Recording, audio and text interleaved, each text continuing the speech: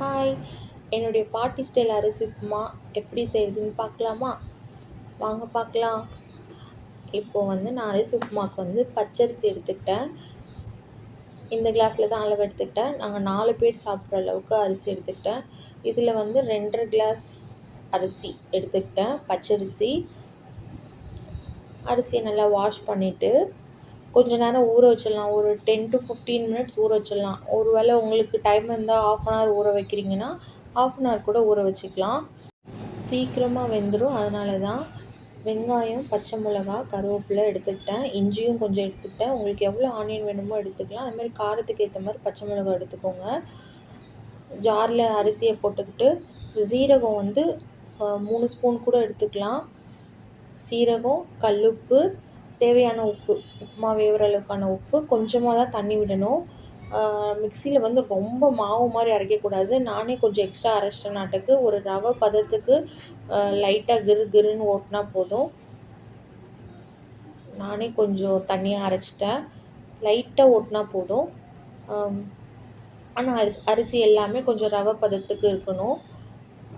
இப்போ வானல் வச்சு எண்ணெய் ஊற்றி உப்புமா தாளிக்கிற மாதிரி கடுகு போட்டு கடலப்பருப்பு போட்டுட்டு நம்ம இஞ்சி வச்சுருக்கோம் இல்லையா, அதை ஃபஸ்ட்டு போட்டுட்டு அப்புறம் வெங்காயம், பச்சை மிளகா, கருவேப்பிலை இதெல்லாம் போட்டு நல்லா வணக்கிக்கிட்டு நம்ம எடுத்து வச்சுருந்த அரிசி இருக்கு இல்லையா, உப்புமா அரிசி அரைச்சி வச்சுருக்கோம் இல்லைங்களா, அதை ஊற்றிக்கணும்.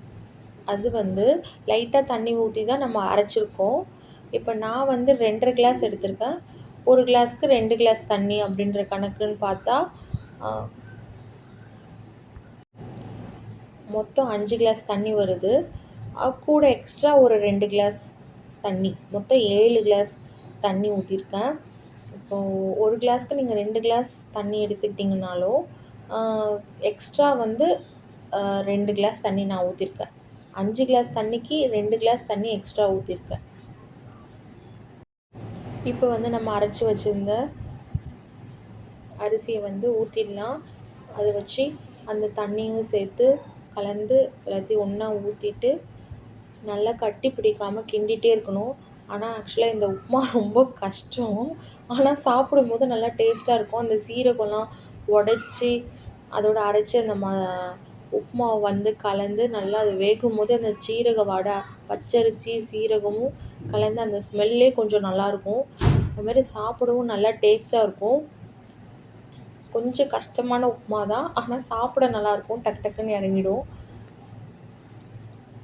கூட தேங்காய் சட்னி மாதிரி அரைச்சிக்கலாம். பச்சை மிளகாய் போட்டும் அரைச்சிக்கலாம், இல்லை காஞ்ச மிளகாய் போட்டும் தேங்காய் சட்னி மாதிரி அரைச்சி ரெண்டுத்தையும் வச்சு கொஞ்சம் சூடு ஆறினாலும் அரிசி உப்புமா நல்லா தான் இருக்கும். சூடாக இருந்தாலும் கொஞ்சம் சுட சுட அப்படியே சாப்பிட்டாலும் நல்லா தான் இருக்கும். கட்டி பிடிக்காமல் கிண்டிகிட்டே இருக்கணும். அதுதான் கொஞ்சம் கை வலிக்கும்.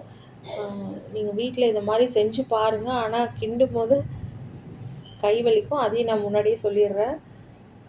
ஆனால் கட்டி பிடிக்காமல் கிண்டிட்டு அது ஓரளவு தண்ணிலாம் நான் ஃபுல்லாக வற்றி முடித்து கொஞ்சம் கெட்டியானோடனே கட்டி பிடிக்காது. அது வரைக்கும் நம்ம கட்டி பிடிக்காமல் கிண்டிகிட்டே இருக்கணும்.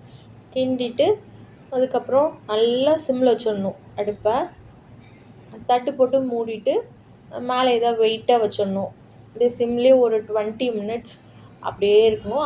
வேணால் ஒரு கொஞ்சம் நேரம் கழித்து நம்ம கிண்டி பார்த்துக்கலாம்.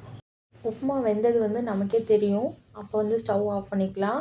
அது வரைக்கும் நல்லா தம்மில் இருக்கிற மாதிரி நல்லா சிம்மாக வச்சு தட்டை போட்டு மூடி மேலே ஏதாவது வெயிட்டை வச்சுட்டு அப்படியே விட்டுடலாம். நல்லா வெந்துடும் உப்புமா. அதுக்கப்புறம் எடுத்து சர்வ் பண்ணால் நல்லா சூப்பராக இருக்கும் உப்புமா. கடன்னு இறங்கிடும். உப்புமாவுக்கு தேங்காய் சட்னி தான் அரைச்சேன், பச்சை மிளகாய் போட்டு. நீங்களும் வீட்டில் ட்ரை பண்ணி பாருங்கள். ஆனால் ட்ரை பண்ணும்போது கை வலிக்கும். அதையும் நான் முன்னாடியே சொல்லிக்கிறேன். எங்கள் பாட்டி ஸ்டைல் அரிசி உப்புமா இது. எங்கள் அம்மா செய்யும்போது ரொம்ப டேஸ்ட்டாக இருக்கும். சாப்பிடவே எனக்கு ரொம்ப பிடிக்கும். அதனால் எப்போயாவது வீட்டில் ட்ரை பண்ணி சாப்பிடுவேன். அந்த மாதிரி நீங்களும் எப்போயாவது வீட்டில் ட்ரை பண்ணி இந்த மாதிரி அரிசி உப்புமா செஞ்சு சாப்பிட்டு பாருங்கள். நல்லாயிருக்கும் சாப்பிடவே. தொடர்ந்து நம்ம சேனலுக்கு சப்போர்ட் பண்ணுங்கள், லைக் பண்ணுங்கள், ஷேர் பண்ணுங்கள், சப்ஸ்கிரைப் பண்ணுங்கள். தேங்க்யூ. பாய்.